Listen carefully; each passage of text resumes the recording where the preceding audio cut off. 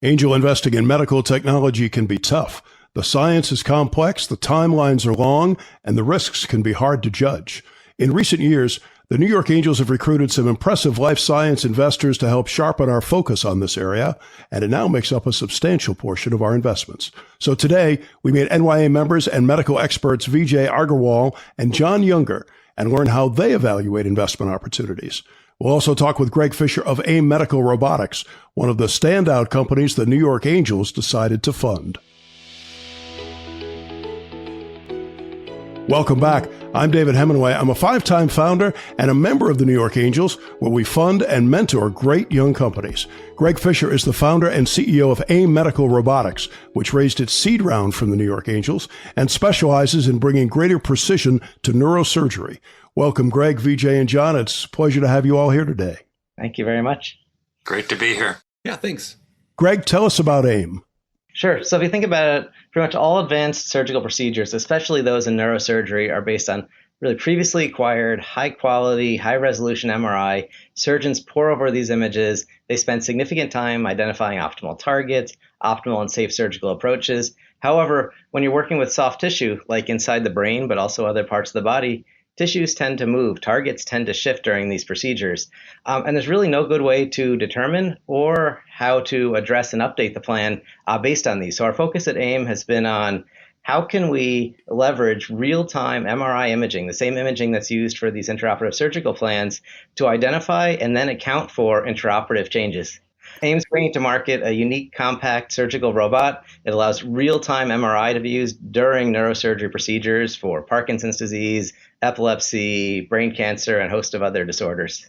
So, John, you see a lot of innovation in the medical space. What made you decide to get involved with AIM? So I think generally, when you look at medical technology companies where the story is so straightforward, it should get a look, right? So I will say that sometimes you'll hear a pitch that sounds very different than what Greg just said, where you'll spend a lot of time trying to figure out, now, wait, why does this matter? But, I'm old enough now that I remember when stealth navigation technology first came into neurosurgery, and this idea that you could, put a frame on someone's head, get the scan, bring them into the OR, and then suddenly know where everything in the room, including the instruments and the surgeons and the frame and the brain and the tumor or the target, just to know that was just simply profound, right? But the technology that enabled is such that now you need these very high resolution maps in order to place a probe, an electrode, potentially gene therapy. And so that resolution requires that an assumption that stealth always made is, be broken, which is the brain is not a rigid structure on a map. A brain is sort of doing this. And so I think that the idea that you could update stealth with this, sort of soft tissue kind of, conception of the brain is just, it's immediately obvious what that sort of accomplishes. And so that's why it's easy to get excited. It doesn't require a lot of imagination. Vijay, I'm curious about your process in evaluating medical technology companies. Angel investing is hard to start with. And then what a lot of angel investors look for in the early stages is some sort of traction. But that's really hard to judge in medical technology unless the device is already in use. And we end up investing long before that actually happens. Yeah, there's a bit of a risk there. I think the other part of medical technology is that the person who benefits from the technology is not the one who buys or specifies the technology and is not the one who pays for the technology. So that sometimes provides, the people like us who are, used to a consumer product or other something where you make it, you sell it, and you put the money in the bank. It's a little bit more complex in the medical field, and the time frames are obviously very different as well. But at the end of the day, a lot of the decision making about investing in medtech is the same as any other discipline. Frankly, you look at the founder. Is the founder a person who understands his space, is going to be smart enough to pivot and react to things when they change, because they always do change in early stage investing? And is the market big enough to support this device? And to John's point, is it simple enough that you can understand it and the average person can understand it, and that means that the average physician can understand it? So sometimes the complex solutions are not necessarily great investments for early stage. You want something that's got a pretty immediate application, easy to understand, easy to deploy, easy to train, with a leader who understands some of the complexities of getting something from the idea to the bench side. Greg, what got you interested in this topic? It seems like just a huge space to undertake. Yeah, that's a good question. So I've actually been working in this space now for probably close to 20 years. My PhD dissertation was at Johns Hopkins University, and the title was Enabling Technologies for MRI-Guided Interventions. And this all really came about for prostate cancer, actually, where we were trying to do biopsies, and men would keep coming in over and over and over again. You're getting 10 to 20 biopsies. The sensitivities are very low. PSAs can keep going up and up and up. And you get to a point where you're taking these biopsies and you're not actually finding it. So we came up with an MRI compatible robot to allow you to find 1 or 2 or 3 very specific foci that you wanted to take biopsies from, and then inside the MRI scanner, take those biopsies. And then soon after that, I became a faculty member at Worcester Polytechnic Institute, and I met my co-founder, Dr. Julie Politzis, who was a neurosurgeon, and immediately she saw the application in neurosurgery. In particular, we started looking at Parkinson's disease, where we need to put these electrodes, essentially brain pacemakers, to alleviate the symptoms for patients with Parkinson's. These need sub-millimeter accuracy inside the brain.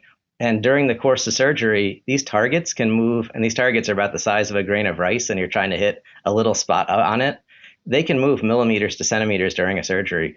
So if you're trying to do accuracy relative to, let's say, the skull, which is how the stealth station that John mentioned, that's how it originally began and why it's very successful in orthopedic surgery. If you're trying to do this for neurosurgery, those targets move. So that concept still works, but you need to update the imaging based on where those targets went during the surgery. So we've been working on this now for quite a while. And the real secret sauce, if you will, is how can we put robotic alignment devices, so robot-assisted stereotactic frames inside an MRI scanner, so we can really leverage the advantages of accuracy, precision, efficiency of robotics with the capabilities of real-time MRI updates. Greg, it must be hard to find seed investors who can properly evaluate what you're doing. So I'm assuming that meeting John and Vijay was a breath of fresh air, along with some of the other medical experts at the New York Angels. No, it's true. I mean, Medtech is really, really unique, and you need investors that truly understand the industry, the associated timelines, the regulatory expectations, the clinical data collections, the market adoptions. We, as far as Medtech goes, have a very straightforward and relatively expedient path through the FDA. It's a 510K. But like any medical device company, we can't go out and, go and get revenue and show we're getting revenue. In fact, it's not legal to go out and market a medical device until you've gotten FDA clearance. So it's a very different spin on this. And when you start talking with the more traditional hard tech investors or AI investors or robotics investors, they get really excited and interested until they realize, wait a second, you're not going to get revenue for 2+ years, right? So having people that really understand the timelines and how this goes about it was really important.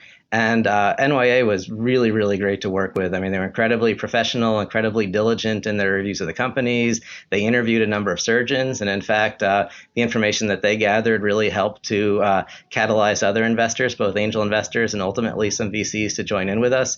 So it's been a real pleasure working with folks that really get this industry, and that helped us a lot. Vijay, what does the future look like for medtech investing? It seems like with AI now, it's just going to broaden the universe and the possibilities and expand it beyond what it already was.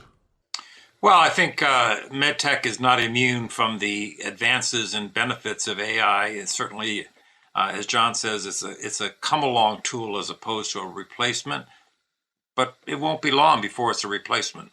What we look for in medtech, and I think in medicine in general, is recognizing that there's a growing physician shortage, a growing nurse shortage. So tools like AIMS and others that fit seamlessly into the workflow, make the workflow more efficient for physicians and nurses and patients.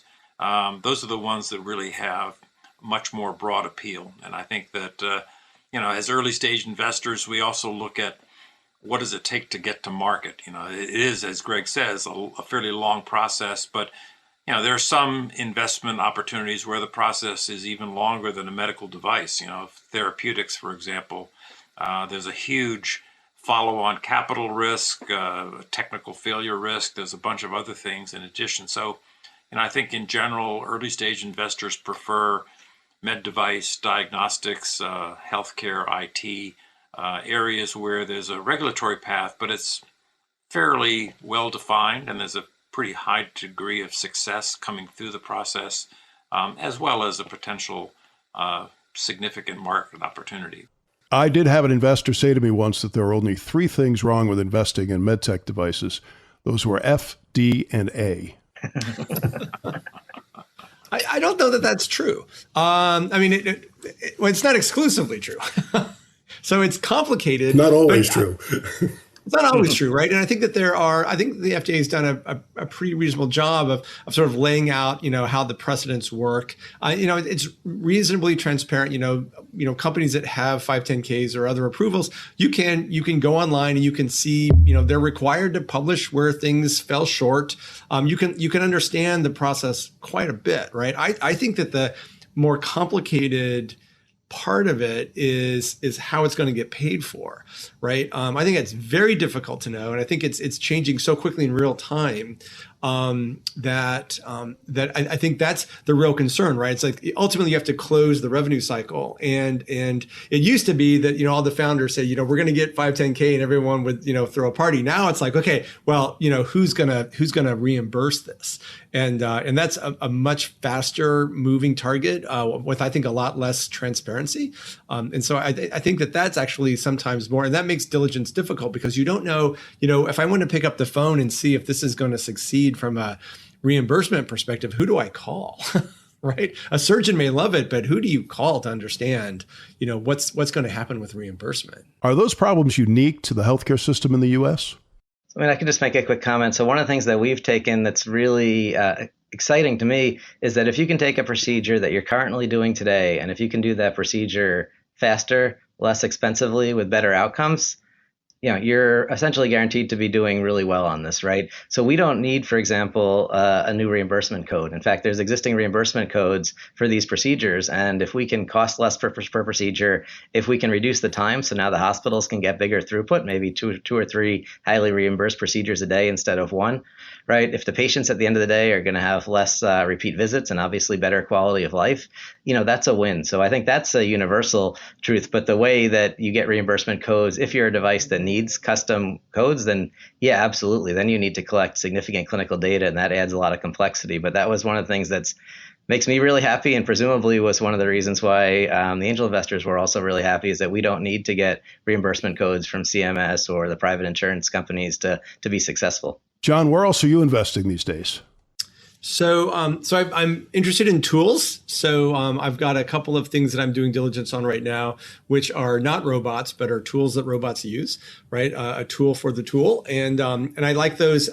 They're interesting because they do have a much faster path to first revenue. And so you get to sort of sort some of that out. Now they don't offer the upside, I think, nearly as much, but they are. I think it's a really great opportunity to sort of to learn on the how the marketplace for smaller disposable items works, and I think there's a lot of learning to be done there, and I think you can find products that it's more straightforward to demonstrate. Enthusiasm by users, right? So I think that's one. And then the other one that sort of goes hand in hand with that is tools for someone other than the surgeon in the OR. And I think that that's also increasingly the case, is that what we always sort of assumed was the surgeon's role is now becoming, they're becoming roles of other folks. And so I think tools that engage, maybe the first assist as, the user, I think those are also very interesting because I think they're kind of underappreciated, but potentially really valuable. Vijay, what other medical themes should investors be on the lookout for? Well, I think the area of workflow improvement is a clear area. I mean, the changing workforce, fewer physicians per patient, less time per patient, nursing staff shortages, tools that improve the speed and efficiency of processing patients or improving outcomes are an area of interest. I also think that changing sites of medical intervention, from hospital to freestanding surgery centers, from freestanding surgery centers to the patient's home. So I think there's some significant opportunities in telemedicine, remote patient monitoring. Self-care is taking over the healthcare field, just like self-investment took over the investment field.